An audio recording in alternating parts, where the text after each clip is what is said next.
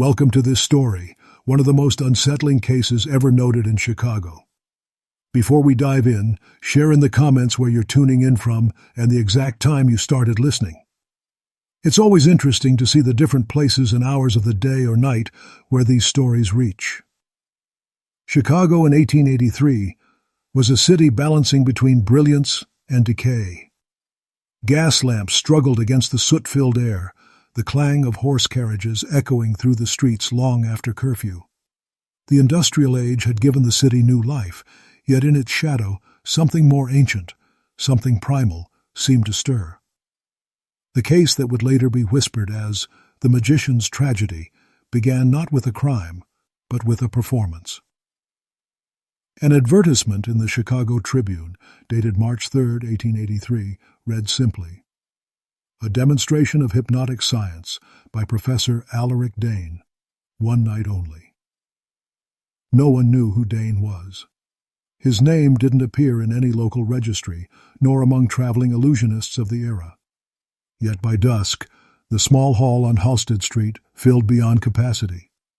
Merchants, students from Rush Medical College, and even a city constable were in attendance. Those who survived would later describe the atmosphere as heavy, almost electric. The Tribune would later note the event, combined spectacle and unease in equal measure. A faint parallel can be drawn to the writings surrounding H. Holmes, who would rise to infamy a decade later. Both men, it seemed, had learned to command the human mind through charm and dread. Dane's performance began with the usual parlor tricks: suggestion, sleep, trance. He spoke softly, his accent indeterminate. Some believed him German, others English. No one noticed when the clock stopped. He selected volunteers, mostly young women and clerks, placing them under hypnosis. They laughed, swayed, and obeyed in eerie harmony until one, a seamstress named Clara Ray, began convulsing on stage. Dane tried to calm the crowd, insisting it was merely a strain of the nerves. When she went still, the lights dimmed for intermission, and the curtains closed.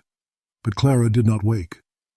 Afterward, the police claimed there was no record of her being registered at any address in Chicago. It was as if she had never existed. By dawn, Dane had vanished too. His rented room above a tailor's shop was empty, except for a black coat, a cracked mirror, and an envelope labeled "The Second Demonstration." Inside were only 2 words. They followed. When Constable Edwin Lauren filed his report, he noted faint scorch marks on the floorboards where the mirror had stood. It was dismissed as gas leakage, until similar marks appeared in 3 other buildings Dane had visited that same week. The following week, the city police received no fewer than 7 written accounts concerning a man of theatrical dress seen wandering near the riverfront, often in the company of strangers who never seemed to return. A letter dated March 9th from a Mrs. Lydia Grange of Milwaukee Avenue described a tall gentleman in a black coat carrying a small silver watch on a chain, speaking to my nephew in low tones. He smiled without warmth, as if measuring him for something unseen. The nephew, Thomas Grange, left home that evening and was not seen again. 3 days later, a small notice appeared in the Evening Journal.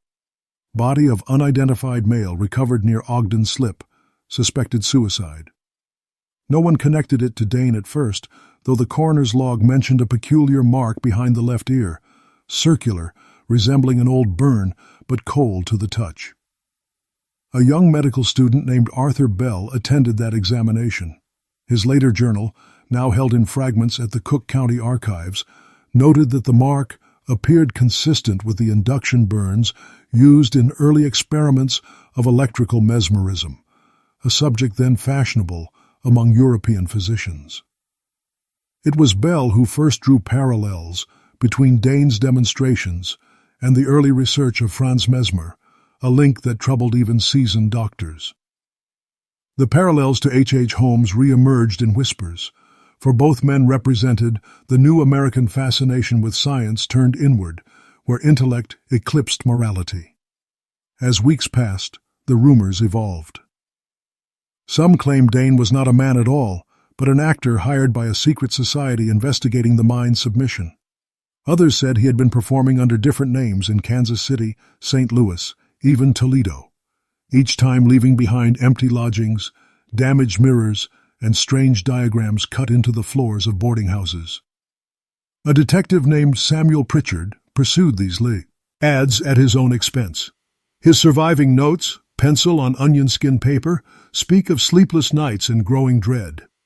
One entry reads, "Found another witness, a stagehand from the Halstead performance. He refuses to talk under daylight. Says the woman never collapsed. She rose." Pritchard's handwriting trembles at that point, ink bleeding into the margin. He never filed a formal report, and by summer his name disappears from payroll lists entirely. In September 1883, a faint pattern began to emerge among missing persons. All had been attendees of the March demonstration, or acquainted with someone who had been. Records show that many were employed at the same textile factory on Desplaines Street, a building later condemned after a partial collapse in 1886. Some of its remaining brickwork still shows scorch-like stains near the foundation, long attributed to boiler fires. By autumn of 1883, the name Alaric Dane had become a hushed superstition among factory workers and parish congregations alike. The story grew. Some said he had fled west, others that he'd been seen preaching in disguise beneath the viaducts on Kinsey Street. Newspapers stopped printing mentions, perhaps out of embarrassment, perhaps out of quiet instruction from above. Officially, the case remained unsubstantiated. Yet scattered among court ledgers and church minutes, brief notations trace a subtler, slower unease. Reverend Elias Porter of St. James Parish wrote in his winter sermon notes, "They come to me with eyes glazed, saying they dream of a hall of mirrors. The Lord's light finds no reflection there." Such phrasing might be dismissed as metaphor were it not for the matching police entry 3 days later.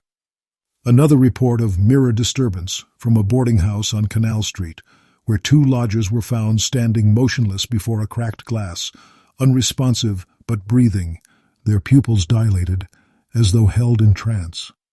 Dr. Jonathan Peel, one of the attending physicians, mentioned in his later affidavit that he had read about a similar condition in early German medical journals, accounts from 1870s Berlin describing post-hypnotic paralysis experiments gone wrong, cases that had unnerved even the rationalist circles of the day. When Peel referenced those studies, he cited one Hans von Renthe, a follower of Mesmer, an early student of the human nervous field. Dane's name, however, was absent from all continental records, making him either a fiction or a self-taught imitator. What little consistency the case offered came from a recurring image, scratched symbols resembling concentric circles intersected by a line, always near points of reflection, mirrors, windows, even puddles after rain. The sign was later catalogued by Detective Pritchard before his disappearance. Copy survives in the Police Miscellany File 48B, filed simply as Mark from Dane Case. Several witnesses swore it emitted light when touched in darkness, but the archivist who handled it decades later wrote only, "No luminous quality observed, though inspection caused vertigo." It is at this point that the matter ceases to resemble ordinary crime and begins to read more like contagion, a pattern of suggestion infecting minds across districts without physical contact. The parallels with the early psychological fascination surrounding H. Holmes were again invoked by one reporter in the Inter-Ocean, though editors removed the comparison before publication. The city, eager to present itself as civilized and industrious, had little patience for metaphysical scandals. Only in the surviving police telegrams do we glimpse how seriously some officials took it. If seen performing any further public demonstrations, detain immediately, but exercise caution. No mirrors. Winter 1883 settled over Chicago like a shroud. The river froze unevenly, the gaslights flickered in long corridors of mist, and the city's optimism felt dimmed by something unspoken. Constable records from that season mention an uptick in disappearances described as voluntary absences, a bureaucratic phrase used when no crime could be proven. One of these files, case number 19-83A, involved a lodger named Ernest Vellum, a carpenter who rented a single room on Wells Street. His landlady, Mrs. Cora Bennett, told police that Vellum spoke often of the man in the photograph. When asked to elaborate, she pointed to a small portrait found pinned above his wash basin, a daguerreotype of a man unmistakably resembling Alaric Dane, smiling faintly, eyes too dark to distinguish. The photograph's emulsion had bubbled, as if exposed to heat. No such portrait was found again. The following week, a meeting was convened at City Hall under the guise of public health. The subject, though recorded in the minutes as industrial morale, focused on hypnotic demonstrations and the need to regulate public exhibitions. The committee heard from doctors and ministers alike. Dr. Peel, again in attendance, proposed that hypnotic exhaustion might act like epidemic suggestion, contagious through witness rather than contact. The term never caught on, but the unease remained. The old Chicago Medical College even issued a circular urging restraint among students experimenting with mesmeric influence. In one surviving draft, a margin note reads simply, "Remember Dane." Parallel to these efforts, newspaper gossip columns began linking Dane's name to secret societies, spiritualist salons, and a rumored group called the Circle of Mind. No charter, membership, or minutes were ever found, but a rumor in the Evening Mail claimed meetings were held near Lincoln Park, in an unused conservatory left standing after the Graham Eat fire. The reporter responsible vanished weeks later, his rented office discovered empty, except for a burnt pocket watch, its chain twisted into the familiar intersected circle. The police dismissed it as vandalism by copycats. Yet whispers persisted in boarding houses that Dane had returned under another name, teaching private lessons in the unseen sciences. A journal kept by Martha Kell, a laundress who lived near the canal, describes hearing humming voices from the warehouse across the street. She drew the same circular symbol in her diary without explanation, noting, "The air seemed thick with listening." Her body was later found in the river. The inquest recorded accidental fall. For the first time, even the pragmatic city papers hesitated to report further, preferring silence to speculation. By early 1884, the story of Alaric Dane had begun slipping quietly into the city's subconscious. The name appeared now only in gossip, whispered through taverns, or in a few anonymous letters to editors who never published them. Yet in the archives of the Chicago Herald, a collection clerk named Edwin Casewell preserved a handful of these correspondences, later donating them to the university library. One letter, unsigned and undated, reads, "He returns when the lamps are low. He wears no shadow, but all else casts two." Casewell, curious but skeptical, shared the note with Dr. Jonathan Peel, who had grown increasingly fascinated by what he termed hysterical transmission. Peel argued that collective fear could produce physical manifestations, trances, visions, even shared hallucinations, a concept still debated among physicians of the era. The doctor's notebook from February 1884 contains an entry linking Dane to a property on Archer Avenue, a narrow boarding house once used by traveling performers. The proprietor, a widow named Estelle Crane, confirmed that a Professor Dane had lodged there briefly in late autumn, paying in advance and leaving behind a single trunk. When police later examined the room, the trunk was empty except for pages of correspondence written in mirrored script. Among these fragments was a phrase repeated dozens of times: "The sleep is older than the flesh." No one could determine its purpose. The handwriting matched samples from the Halsted Street advertisement, confirming for many that Dane had indeed returned under disguise. Several witnesses described seeing him again that spring, often near the theater district, wearing tinted spectacles and carrying a folded parasol, despite the overcast weather. One actor, Leonard Price, claimed Dane approached him backstage offering to teach a truer form of stage trance. Price declined, saying the man's smile felt like a hand upon my thoughts. 2 days later, Price was found unconscious near Dearborn Station, clutching his head and muttering, "It's all inside now." He recovered physically, but never worked again. The official report lists nervous collapse. It was around this period that parallels to the early psychological fascination surrounding figures like H. Holmes were drawn again in hushed academic circles. Both men, it was said, embodied the strange moral vacuum of the age, where science, showmanship, and obsession blurred until human life became experiment. The city's Board of Health quietly requested medical lecturers to avoid hypnotic demonstrations altogether, yet some professors continued privately, driven by curiosity or defiance. Records from one such lecture at the Athenaeum mention a foreign observer seated alone in the rear gallery, taking notes by lamplight. When questioned afterward, no one could recall his face, only the faint reflection of metal where his eyes should have been. Spring 1884 arrived early, carrying the wet scent of thawed earth and coal smoke that clung to every alleyway of Chicago. With it came new reports, fragments mostly, hinting that Dane's influence had spread into neighboring wards.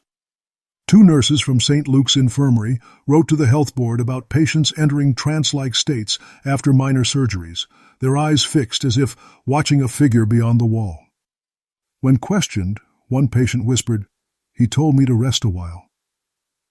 No physician took the matter seriously, yet Dr. Peel quietly noted in his private ledger that each patient had recently attended small theatrical exhibitions advertised as magnetism evenings. The events disappeared from newspapers after a few weeks, their promoters untraceable.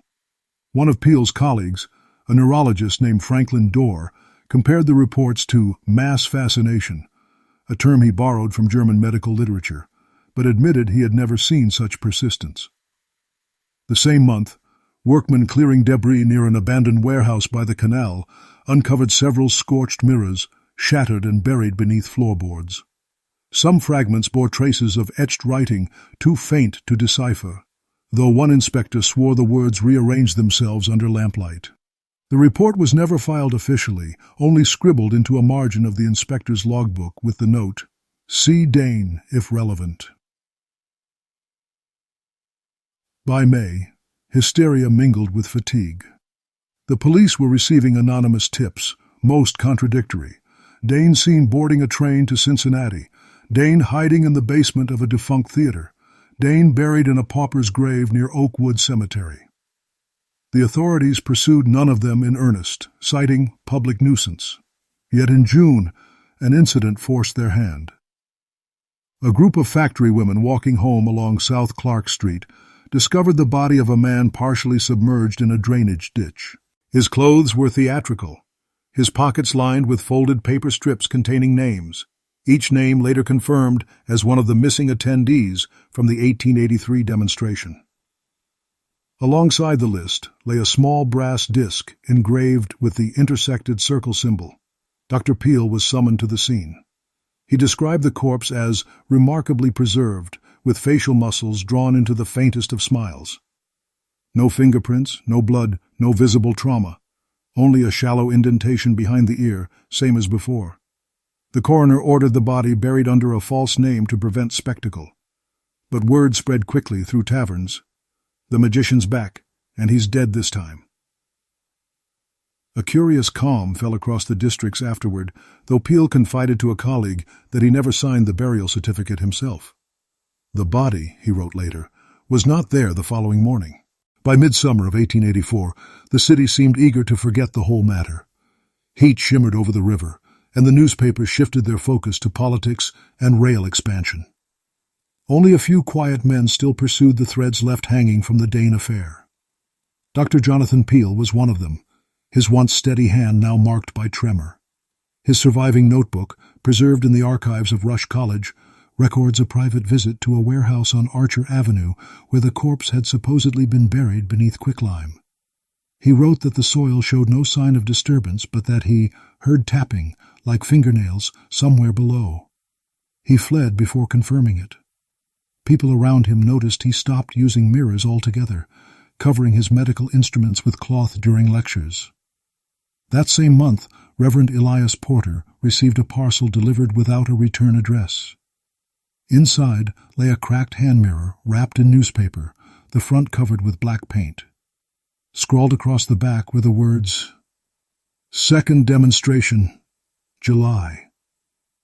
Porter turned it over only once before collapsing from what witnesses described as sudden faint. When he regained consciousness hours later, he claimed to have seen a crowded hall lit by blue fire and a man smiling at the center. The church physician attributed it to exhaustion, yet Porter resigned within the week and left the city for good. The mirror was never catalogued. One deacon later admitted burying it behind the rectory wall. The small note remains in church minutes. Object disposed of, per Reverend's request. Around that time, a traveling mesmerist from St. Louis named Gerard Keene began giving performances under the title The Return of the Magician. Witnesses described uncanny similarities, his phrasing, his posture, even the peculiar silver chain he carried. None who saw him could agree on his accent. The police interviewed Keene after complaints of fainting during a show. He produced paperwork proving he had only recently arrived from Missouri and was released. 3 days later, he vanished from his lodging, leaving behind a trunk identical to the one once owned by Dane, same brand, same initials, etched faintly beneath the handle. A constable wrote in his ledger, "The circle closes." Dr. Peel read of the incident and reportedly muttered, "It was never the man, it was the method." That phrase, repeated in several of his surviving letters, hints that he no longer viewed Dane as an individual, but as a contagion of practice, a ritual moving from mind to mind. The newspapers ignored him, of course. But among physicians and stage performers, a quiet dread began to spread, and men who once toyed with hypnotic demonstrations ceased them entirely, lest they awaken something they could no longer dismiss as theater. By autumn, Chicago's nights grew long again, the kind that swallowed sound between the brick rows and left only the echo of horseshoes fading into fog. Officially, there was no Alaric Dane, no case, and no evidence of wrongdoing. Yet, in the basements of medical schools and among the city's itinerant lecturers, the tale persisted. Dr. Franklin Dorr, once Peel's colleague, began collecting testimonies from hypnotists, clerks, and witnesses who had claimed dreams of a smiling man beneath the lamps. In one statement dated October 14, 1884, a theater usher named Helen Stowe described awakening each night at the same hour, 2:17, to find her reflection standing slightly apart from her, lips curled in what she called his smile, not mine. Her account ended abruptly in smudged ink, and the following page of Dorr's notebook is torn away. Again the mark recurs, the intersected circle, penciled faintly at the bottom of the sheet. Dorr continued his inquiries until his sudden collapse that winter. He was found slumped over his desk, eyes open but unseeing, a mirror fragment clutched in his hand. The coroner's entry reads simply, "Catatonic state, uncertain cause." Dr. Peel visited him once, writing afterward that his eyes tracked something across the ceiling, something unseen, yet fixed in rhythm, as though counting. It was after this that Peel began corresponding privately with several European physicians, hoping to trace Dane's origin. One letter to a Parisian mesmerist references an itinerant performer named Alaric Don, last seen in Leipzig in 1879, conducting dangerous experiments upon the psyche. The Frenchman replied that Don had indeed existed, but was presumed dead after an explosion in a lecture hall 4 years earlier, a date preceding the Chicago events by mere months. "Perhaps," he wrote, "your Dane is a man who refuses his own death." Such exchanges never reached the public, buried instead within medical correspondence that few historians ever catalogued. The city meanwhile pushed forward, factories, railways, commerce, all while its citizens whispered of strange absences. A woman crossing the Randolph Bridge claimed to see her husband standing on the opposite side, though he had died the previous winter. She fainted before she could speak again. The story appeared briefly in the Chicago Daily News under the headline, "Mass Hysteria or Mesmeric Crime," before editors pulled it within the hour. The incident faded, but to Peel it was confirmation that whatever Dane had unleashed, operated through memory more than flesh, an echo repeating itself wherever belief allowed it to grow. The boundary between study and superstition, once clear, now blurred, and even those who denied him began drawing curtains over their mirrors at night. The year 1885 began with heavy snow and the stillness of streets muffled beneath it. The Dane affair, if spoken of at all, had become a fireside story, a cautionary tale for students and children alike. Yet within police correspondence, brief memoranda kept surfacing concerning unlicensed exhibitions of hypnosis, particularly in the districts south of Harrison Street. One officer, Sergeant Milner, reported entering a derelict hall after hearing voices and finding only candles arranged in concentric circles around a mirror, its surface veiled in cloth. He lifted the cover, expecting to find himself reflected, but the glass was blackened entirely, showing nothing. His statement ends with the line, "Felt as if watched from within the mirror, not without." Milner later suffered a seizure and was retired on medical grounds. Dr. Peel, now visibly aged, followed these incidents from afar, compiling what he called the Circle Ledger. It contained sketches of symbols, witness statements, and a running hypothesis that the phenomenon represented an infectious suggestion carried by sight and repetition. Among the pages lies a note in his shaky script. If true, the host is irrelevant. The gaze sustains itself. In April, a small fire consumed a boarding house near the corner of Des Plaines and Van Buren. The coroner's list included 3 unnamed victims, yet among the ashes, investigators found a brass watch chain fused to glass fragments, the intersected circle engraved beneath the metal's soot. Detective Lauren, the same man who had first investigated Clara Ray's disappearance 2 years earlier, arrived at the scene and reportedly turned pale. He told a reporter from the Inter-Ocean, "We buried him twice. Both times he walked away." The reporter printed the quote but omitted the name. Holmes's architectural monstrosity, not yet begun but already whispered about, would later overshadow every other tale of Chicago's morbid decade. Yet Peel's journals insist the 2 stories shared more than geography, both born from fascination with control, the will over another's breath. By midsummer, Peel had become reclusive, lecturing only by letter and warning colleagues to avert the eyes from glass. His final known entry, before vanishing himself, reads, "Reflections multiply without source." He smiles because he no longer knows which face was his. The handwriting breaks off mid-sentence, and the page beneath bears faint heat damage as though pressed near flame. The ledger ends there, leaving behind a trail of testimony, rumor, and scorched mirrors that no archivist has been able to fully reconcile. By late 1885, winter returned with a violence that cracked windows and drove even the most stoic clerks into early nights. Chicago's newspapers filled with stories of influenza and unemployment. None mentioned Dane. Yet deep in the university library, a janitor named Louis Trenholm discovered an unmarked crate stored behind anatomical models. Its contents, loose papers, photographs, and a silver chain, were tagged only "From Peel Estate." Trenholm delivered them to the librarian, who opened the bundle out of curiosity and later refused to enter that room again. The next morning, she was found seated upright at her desk, eyes open, unresponsive, her reflection in the window smiling faintly, while her mouth did not. Students spoke of flickers in the glass for weeks afterward until the pane was replaced.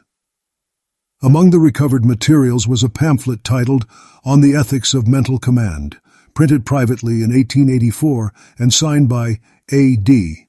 It contained notes describing a ritualized sequence of suggestion performed through mirrored surfaces, claiming to align the subject's perception with the operator's intention.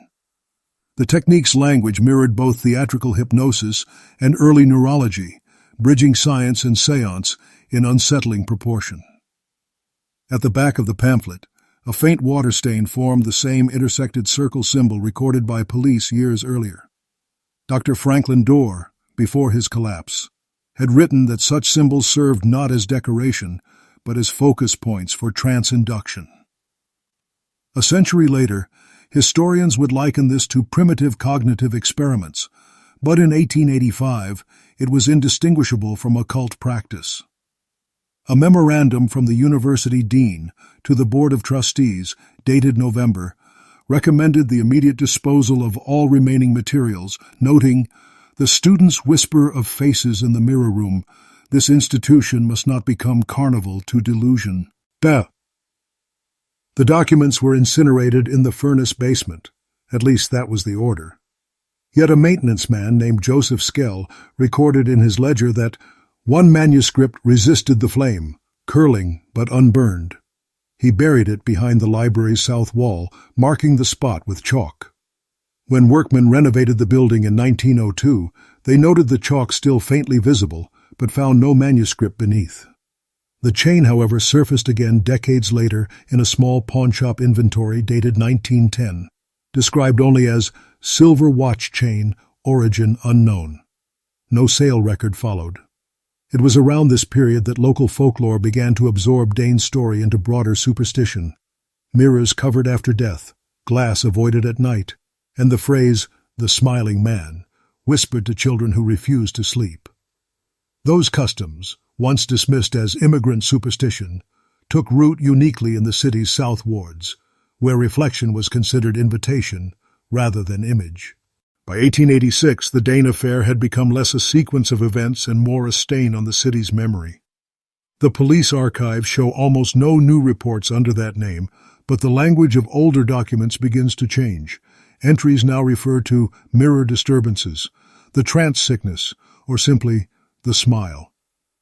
Among these later accounts is a record from Nurse Abigail Fenner, who worked at Mercy Hospital. She described caring for a patient transferred from an asylum in Joliet. The man spoke softly, repeating fragments of sentences as though finishing someone else's thoughts. At night, he sat upright and stared into the darkened window pane, lips twitching upward whenever lightning flashed. The doctor on duty, unable to rouse him from trance, eventually ordered the window covered.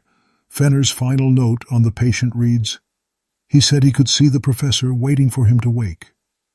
After that, the man stopped speaking altogether. Several years later, researchers looking through Fenner's journal found a pressed card between its pages, a ticket to the Demonstration of Hypnotic Science, dated March 3, 1883, the very night Dane first appeared. The ink had run, but the paper was warm to the touch, as if handled recently. That same spring, the Chicago Tribune briefly revived mention of mesmerism after a series of accidents during private seances on the West Side. A headline read, "Mind Experiments Blamed for Delirium." The article quoted an anonymous physician claiming that the human imagination, once opened too far, does not close again. No direct reference was made to Dane, but Dr. Franklin Dorr's earlier studies were cited, and one paragraph noted the infamous precedent of the vanished professor of hypnosis. By then, Dorr's name itself had become shorthand for scientific folly, used by lecturers warning students against overconfidence in unseen mechanisms. Yet even in ridicule, Frag hates. Ments of Dane's phrasing endured. Expressions like "sleep older than flesh" appearing in stage patter and half-remembered manuscripts. A young minister named Reverend Walter Grigg published a pamphlet titled "Reflections and Their Keepers," arguing that demonic suggestion could transmit through mirrors, a moralized echo of Peale's lost theories. He distributed copies throughout the poorer districts until the church recalled them, fearing hysteria. Only one survived in the city's archives, its cover singed, the ink on the final page blurred by moisture. Some claim it read, "He smiles still, where thought is deepest." If the phrase was indeed written by Grigg, it was his last note before he resigned and left Chicago entirely. 2 weeks later, his church burned to the ground, taking with it nearly all parish records for that decade. The fire of 1886 marked what many later called the Second Cleansing. Insurance papers list the blaze as accidental, yet witnesses described blue flames that burned without smoke. The ruins cooled overnight, leaving patches of glass melted smooth into the cobblestones. Among the debris, one object survived intact, a brass medallion bearing the intersected circle. Detective Lauren, already nearing retirement, signed the evidence log himself, noting, "Recovered from altar, still warm to touch." No follow-up entry exists.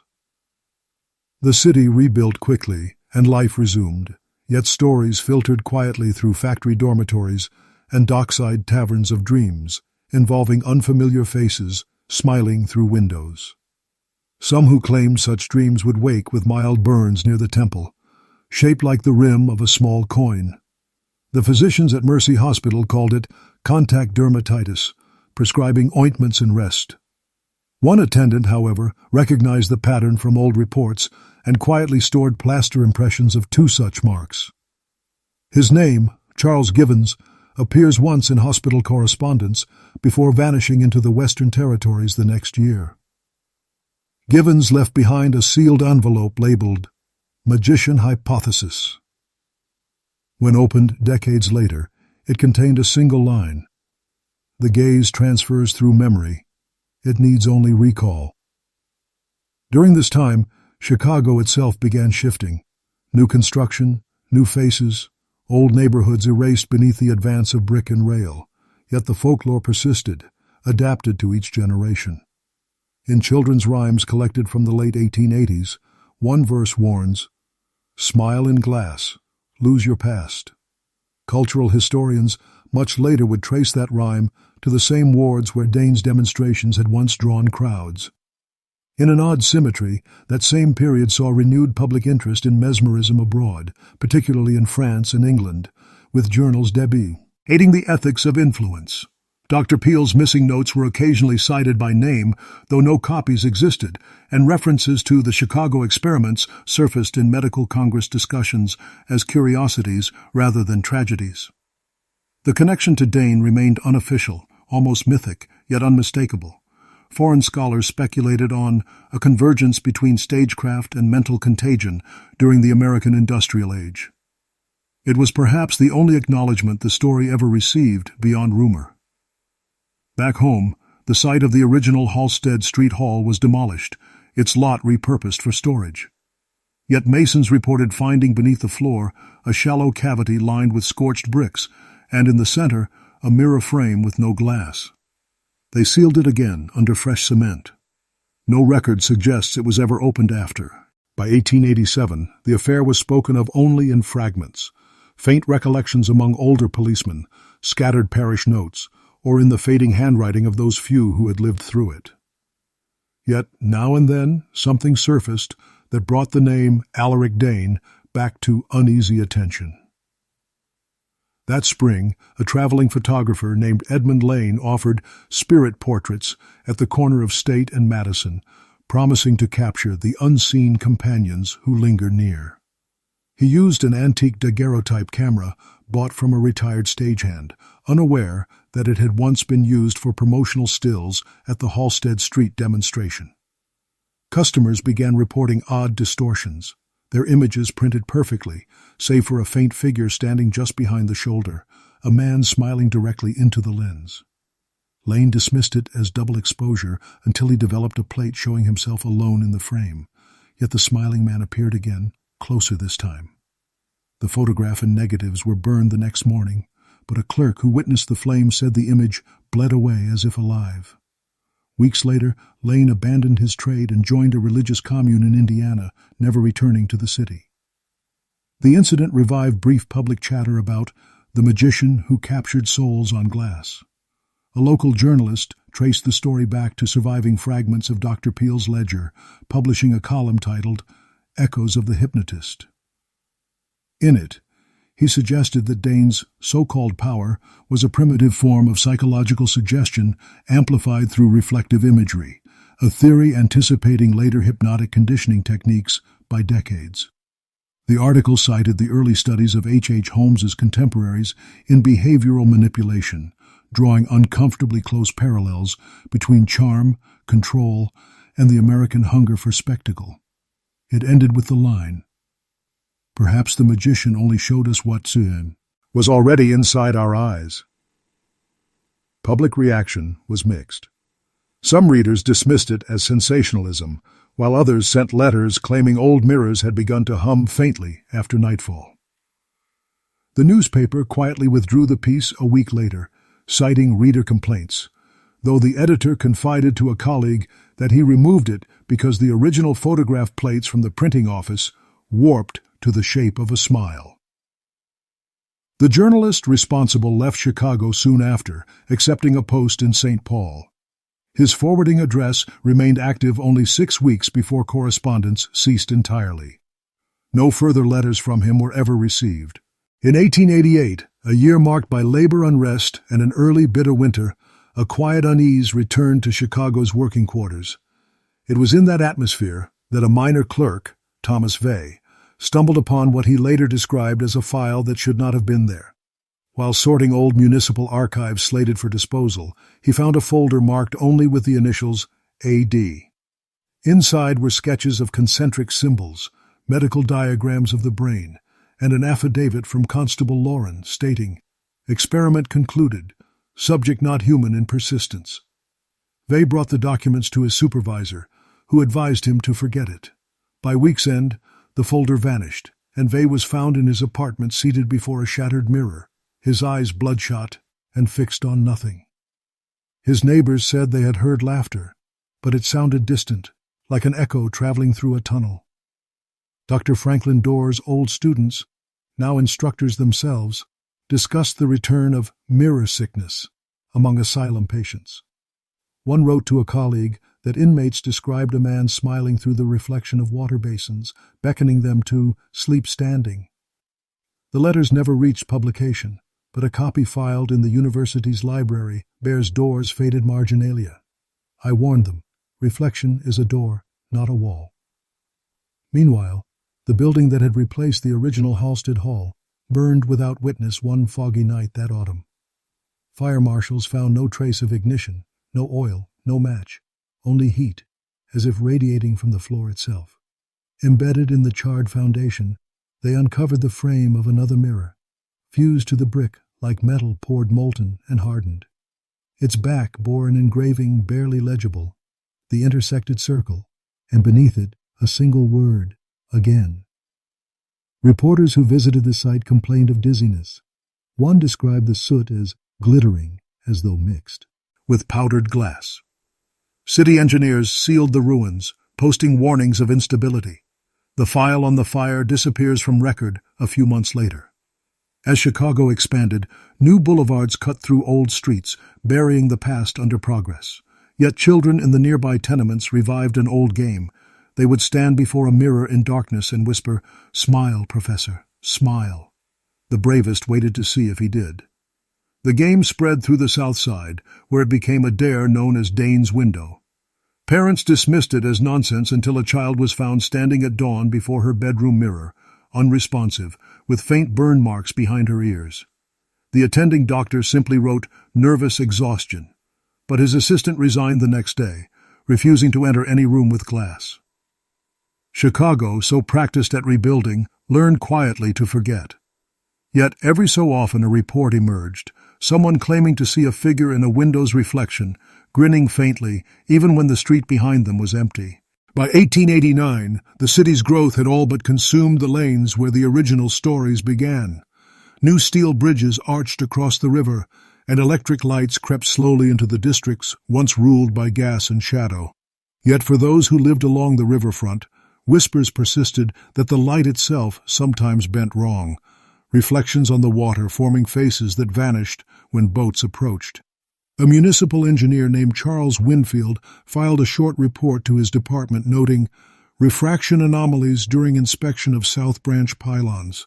His assistant later recalled that Winfield stared into the river for several minutes before falling in without a sound. The current carried him downstream. His body was never recovered. At roughly the same time, a collection of stage hypnotists convened in the city to discuss ethical guidelines for performance. Among them was a European illusionist known as Herr Vollner, who claimed to have studied under a certain professor in America who understood true sleep. Witnesses described Vollner as elegant and calm, but during one demonstration, a volunteer collapsed, eyes open, whispering, "He's back." Volner fled that night, abandoning his luggage. Inside the trunk, police found foreign journals, several sketches of circular sigils, and a letter addressed to A. Dane, CO Chicago, United States. The handwriting matched fragments from Peel's preserved notes. By the turn of spring, the phrase "the smile returns" began appearing on alley walls in chalk. No one was ever caught writing it, though constables noted the letters appeared reversed, as if written while facing a mirror. The city paper briefly speculated that it was connected to anarchist graffiti, but printers refused to reproduce the phrase, for fear it might invite unsettled imagination.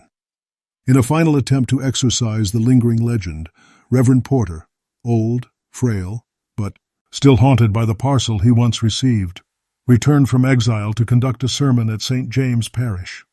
His sermon, recorded by a single clerk, focused on the danger of seeing oneself too clearly. He concluded with the words, "Some reflections are waiting for our permission." During the closing hymn, the gas lamps dimmed, and those present swore that a faint laughter traveled across the rafters. Porter collapsed at the altar and was pronounced dead before morning. The clerk who recorded his sermon wrote on the final line, "When they lifted his head, his mouth was smiling." The city buried him quietly, yet that winter a janitor cleaning the church found a mirror hidden beneath the pulpit cloth, its surface smeared with soot but still faintly reflective. When he moved it, a thin scorch mark appeared on the floor beneath, in the shape of a circle divided by a line. He left his post the next day. The 1890s arrived with ambition, the promise of a fair that would soon draw the world's gaze to Chicago. Streets buzzed with new construction, new optimism. Yet beneath that hum of progress, older voices lingered in the archives. Letters, sealed affidavits, and unsigned reports that spoke quietly of the hypnotist who would not die. When the city prepared for the Columbian Exposition, surveyors clearing lots near Archer Avenue unearthed fragments of brick that matched the old Halsted foundation. Beneath them lay a warped metal disc, its face dulled but etched unmistakably with the intersected circle. The artifact was boxed, logged as decorative emblem, and sent to the fair's anthropology exhibit, where it disappeared before opening day. Only one custodian's note survives, displayed briefly, removed for improper reflection. A generation separated the living from the first spectators of Dane's performance, yet echoes persisted. Visitors to the fair's Psychological Marvels Pavilion reported dizziness, while viewing certain optical illusions. A physician named Dr. Julian Heist recorded in his notebook that a faint humming filled his ears near a mirrored apparatus labeled Mind Alignment Demonstration. The exhibit's operator, a young woman with foreign accent, closed the booth after 2 spectators fainted. When asked her employer's name, she replied softly, "It's older than I am." Dr. Heist later sought permission to examine the apparatus, but found the booth empty, its mirror missing. His letter to the Board of Health references the reemergence of the magician's method. The phrase was struck from the official transcript before filing, yet the marginal pencil mark Dane remains. That same autumn, a painter renting an attic on LaSalle began producing portraits that frightened his patrons. Each sitter appeared serene in the studio, but the developed images revealed them smiling faintly even when they had not. When questioned, the painter claimed he never added those details, that the grin finds its own way. He disappeared after delivering a commission to a private collector in Hyde Park. The portrait hung there until 1904, when the household burned to its foundation. The fire inspector wrote, "Origin indeterminate. Glass explosion suspected." By the decade's close, the story of Alaric Dane had been reduced to a local curiosity, half myth and half cautionary footnote. But for those who kept old records, the librarians, archivists, and physicians, the pattern was too coherent to dismiss. Each reappearance followed the same rhythm, a smile glimpsed, a mirror disturbed, a mind unmade. The last surviving mention in civic files appears in 1898 on a maintenance report for City Hall's basement archive. A clerk noted a faint sound of ticking near the west wall, though no clock stood there. In the margin, another hand wrote only, Check mirrors, continue to part 17. The turn of the century brought electric lights that banished most of the city's darkness, yet they also returned 1,000 small reflections, windows, lenses, polished floors, all ready to catch a trace of something forgotten. In 1900, a graduate researcher at the university, Lydia Marr, began compiling what she called the hypnotic folklore of Chicago. Among her sources were oral accounts from dock workers and seamstresses whose grandparents had seen the magician. Marr treated it as social anthropology, but the deeper she dug, the more her tone shifted. Her final entry, unfinished, reads, "I am beginning to think reflection remembers without us." Her advisor found her notes weeks later, scattered beside a darkened laboratory mirror that, when inspected, revealed her handwriting faintly visible on the glass itself. The university locked the room, repainting its windows in black enamel. Meanwhile, the last of the original witnesses dwindled. One, the aging nurse, Abigail Fenner, granted an interview to a local newspaper in 1903. She spoke softly of that patient from Joliet, of the mark behind his ear, and of how, in the quiet hours of night duty, she would see shapes moving inside the glass medicine cabinet. The article never ran. The editor replaced it with a piece on electricity safety. The draft survives only because a typesetter kept a carbon copy, writing in the margin, "She smiled the whole time she spoke." City archivists, attempting to consolidate records that same year, noticed peculiar heat damage on older files. The storage clerk reported that paper near metallic seals feels warm. When investigators traced the temperature gradient, it led to a locked drawer labeled Dane A. The key had been lost for decades. They moved the cabinet intact into deeper storage and built a new wall across the basement corridor. Outside, Chicago modernized, its skyline rising into steel. Few remembered that beneath those foundations lay layers of sealed rooms, old glass and brick scorched by inexplicable heat. But older residents still warned their children not to stare into mirrors when storms passed over the lake. Lightning, they said, could wake reflections. One night in 1907, a janitor polishing marble floors in the municipal building claimed he saw movement in a framed glass case, his own reflection smiling before he did. He smashed the glass and was dismissed for vandalism. His replacement refused to work nights. The incident was never entered into the logbook, yet for months afterward, clerks passing through the corridor reported hearing a faint ticking, followed by the briefest echo of laughter. By then, even skeptics began to wonder if Alaric Dane had ever been a man at all, or simply the city's conscience, mirrored too many times until it learned to look back. By 1910, Chicago had remade itself once more. The streets of the old wards were buried beneath the tremor of new trains and electric lines. Time, the city's most loyal eraser, seemed at last to have smoothed over the story of the magician. The few surviving records, half-burned affidavits, unsigned letters, and unsigned reports, were boxed into anonymity and shelved in the municipal sub-basement, where humidity turned ink to ghosts. A young clerk named Daniel Hart discovered one of those boxes while cataloging obsolete files. He described opening it as if into a breath of cold air. Inside lay a mirror no larger than a hand, its silver backing flaking, the intersected circle carved faintly into the glass. Believing it an antique, Hart polished the surface until his own face came clear. The janitor later found him seated at his desk, alive but blank-eyed, a faint smile tracing his lips. The mirror lay face down, reflecting only the grain of the wood. His condition was recorded as sudden catatonia. The mirror was sealed again, this time without a file number. That same year, the river froze early. Ice formed a mosaic of shattered reflections along the surface, each one catching the lights of the skyline that had replaced the old city. A reporter walking home across the bridge noted that the ice seemed to grin where it broke. He wrote the line into his notebook, but never submitted it for print, leaving it among his belongings when he moved west.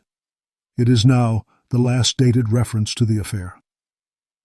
In the decades that followed, the magician became folklore, a whisper for those who still believe certain images could remember. Children spoke of the smiling glass, a phrase meaning bad luck if uttered near water. Old tenement residents refused to hang mirrors opposite windows, claiming that night air carried his reflection through them. Each story altered slightly, but the cadence remained.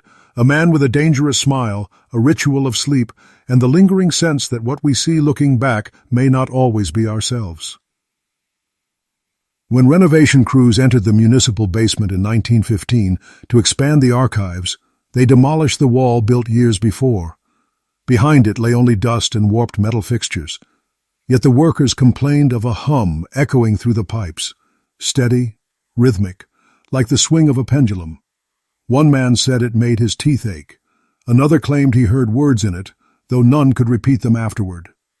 The foreman dismissed the reports as fatigue, and the site was sealed again under reinforced cement. To this day, no official marker stands where the Halstead Hall once stood. The streets above bustle with trams and crowds, their windows bright and clean.